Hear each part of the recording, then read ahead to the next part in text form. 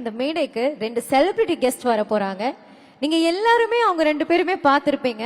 சினிமால அவங்களோட நடிப்பு மூலமா அவங்க எல்லாரையுமே என்டர்டெயின் பண்ணிருக்காங்க, சிரிக்க வச்சிருக்காங்க. எல்இடில லேசா காட்டுனதுக்கே பையல எல்லாம் குஷி ஆயிட்டாங்க. எக்ஸாக்ட்லி. ஆனா மூவி சினிமா இதெல்லாம் தாண்டி 2 பேருக்குமே ஸ்போர்ட்ஸ்னா ரொம்ப ரொம்ப பிடிக்குங்க.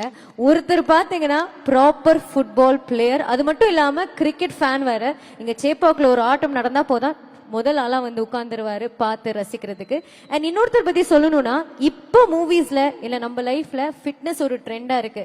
ஆனா ஃபிட்னஸ் ட்ரெண்டா ஆறதுக்கு முன்னாடி ஃபிட்னஸ் ஒரு லைஃப் ஸ்டைலா வச்சிருந்தாரு. ஸோ வித்வுட் ஃபர்தர் டு எல்லாருமே ஒன்னா சேர்ந்து let's welcome Yogi Babu and Arya on stage. First வந்து ஃபுட்பால் பிளேயர் பேசுவாரு.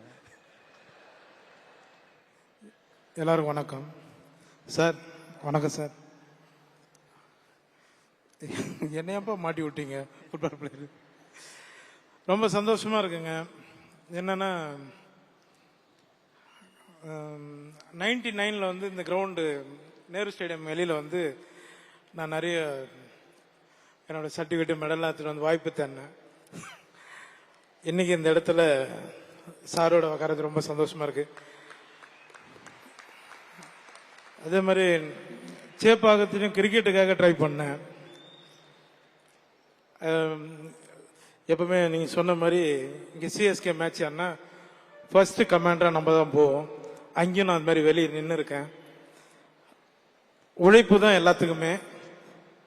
சார் நிறைய பேருக்கு நீங்க இவ்வளவு பெரிய ஹெல்ப் பண்ணிட்டு இருக்கீங்க.